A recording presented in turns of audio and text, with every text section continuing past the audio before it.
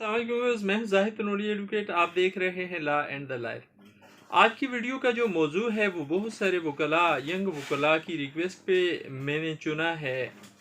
दावे के हवाले से दावा ड्राफ्ट कैसे करते हैं, दावा कैसे लिखा जाता है, कौन सी बात कब लिखी जाती है और किस तरतीब से लिखी जाती है। दावे का बड़ा अमल दहल होता है, बड़ा किरदार होता है और दावा लिखने का भी बड़ा किरदार होता है किसी केस की कामयाबी नाकामी में। इसीलिए आज की वीडियो में हम इस मौजू को ज़ेर बहस लाएंगे और ये आज की वीडियो मुफीद होगी यंग वकला के लिए भी, लॉ स्टूडेंट्स के लिए भी जो LLB कर रहे हैं और जनरल पब्लिक के लिए भी।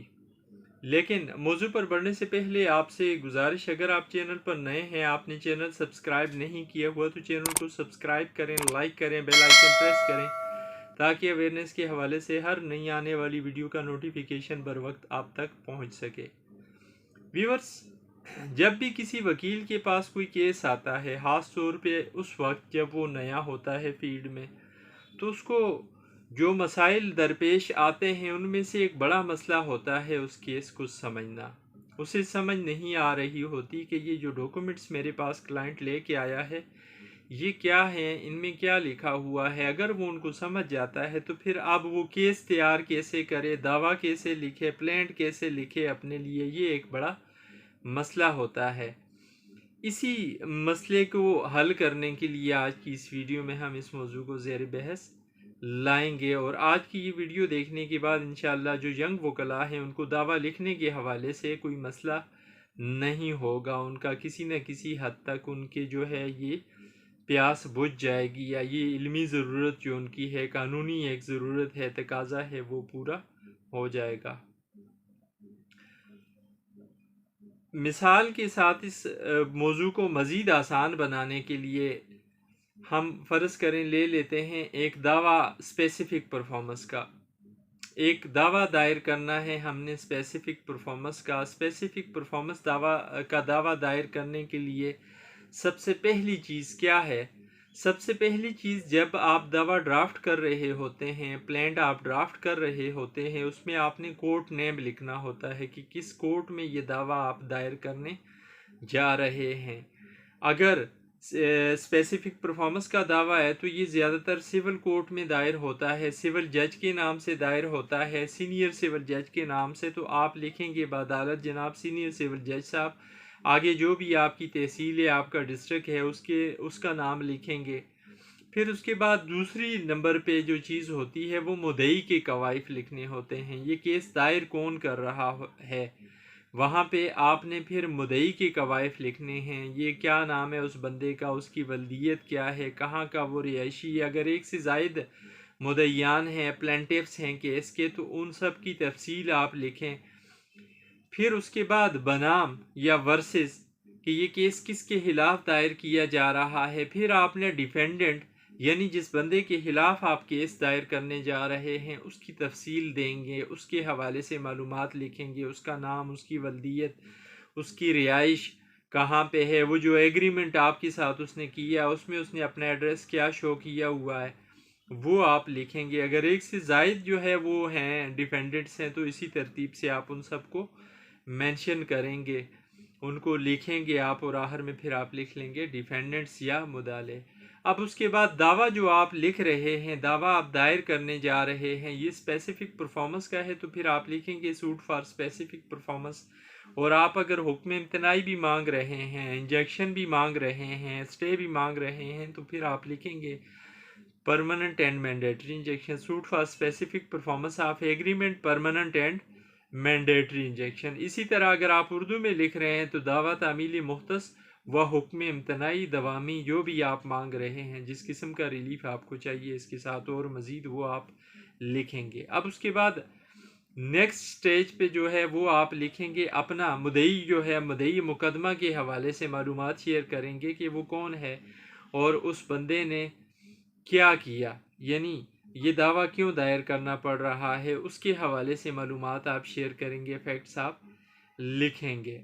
नेक्स्ट पेरे में आप डिफेंडेंट के हवाले से लिखें कि डिफेंडेंट मुद्दई के साथ इसका क्या ताल्लुक वास्ता है और इस मुद्दई ने इसके साथ ये एग्रीमेंट जो किया किसी प्लाट की खरीद के हवाले से किया या किसी ज़मीन की खरीद के हवाले से किया, ये कितने में सौदा इनका तय हुआ, कितने पैसे दिए गए, कितने पैसे देने किस वक्त तय पाए, और अब वो वक्त आ चुका लेकिन ये बंदा इसके नाम पे ये प्रॉपर्टी ट्रांसफ़र नहीं करा रहा, उसकी डेट, कब ये एग्रीमेंट हुआ, कब ये सौदा हुआ, टाइम भी अगर मुमकिन हो तो वो भी लिख लें। गवाह कौन कौन थे उनके हवाले से अगर नाम उनके आप लिखना चाहें तो ठीक है, ना लिखें तो तब भी इतना लिख लें कि गवाहान की मौजूदगी में या इन प्रेजेंस ऑफ विटनेसेस, ये चीज़ भी काफ़ी है। अमाउंट के हवाले से आप अपनी तफसील दे दें जो आपने दी है उस वक्त, उसके साथ मुआहिदा करते वक्त उसकी तफसील आप लिखते हैं इस पैरे में। अब नेक्स्ट पैरा जो आप लिखेंगे उसमें फिर आप बताएंगे, उसमें आप बताएंगे कि आप ये दावा क्यों दायर कर रहे हैं, वो बंदा कब इनकारी हुआ है, या इससे पहले आपने क्या कोशिश की है उसको दावा दायर करने से पहले इस बात पे लाने के लिए कि वो अपनी जो कमिटमेंट थी, अपना मुआहदा था, उसको पूरा करे। आपने अगर कोई लीगल नोटिस भेजा हुआ है तो उसकी तफसील आप दे दें, या आपने कोई जिरगा किया है, आपने किसी के थ्रू कहलवाया है उसको और उसने फिर भी आपकी बात नहीं मानी, ये तफसील आप दे दें। और अपना जो पॉजिटिव जेस्चर है जो आप कर रहे हैं, पॉजिटिव सेंस में इस दावे पे अमल दरामद करने के लिए जो कोशिश कर रहे हैं, उस हवाले से लिखें। अब ये तफसीलात आने के बाद, ये फैक्ट्स लिखने के बाद फिर कानूनी बातें आ जाती हैं कि आपने ये दावा दायर करने की वजह आपको कब पेश आई, या वजह या जो है दायरी दावा काज ऑफ एक्शन आपको कब हासिल हुई, इसके हवाले से आपने तफसील देनी है। जिस वक्त एग्रीमेंट हुआ उस वक्त आपको वजह जो है दायरी दावा हासिल हो गई, काज ऑफ एक्शन हासिल हो गया, और दूसरा उस वक्त हुआ कि जब वो बंदा इनकारी हो गया आपके नाम ये प्रॉपर्टी करने से, ये प्लाट करने से और अपने एग्रीमेंट को फुलफ़िल करने से, ये आप लिखेंगे। फिर उसके बाद आप लिखेंगे कि ये जो प्रॉपर्टी है, ये प्रॉपर्टी सिचुएट कहाँ कर रही है, इसी कोर्ट की जो जुरिडिक्शन है जिसमें आप दावा दायर करने जा रहे हैं, और डिफेंडेंट जो है वो भी यहाँ है या नहीं है, इस हवाले से आप लिखेंगे तफसील। फिर वैल्यू क्या है आपकी दावे की, कितनी मालियत का दावा है। फ़र्ज़ करें आपने जो एग्रीमेंट किया था वो 50 लाख रुपए का था, 50 लाख रुपए में आपने कोई प्रॉपर्टी परचेज़ की थी या प्लाट परचेज़ किया था, तो फिर आप मालियत दावा 50 लाख रुपए लिख लें। और इस पे फिर नेक्स्ट पेरे में आप, या उसी पेरे में कोर्ट फीस के हवाले से लिख सकते हैं कि जी कोर्ट फीस इस पे जितनी भी बनती है, कोर्ट आर्डर करे वो मैं देने के लिए तैयार हूँ।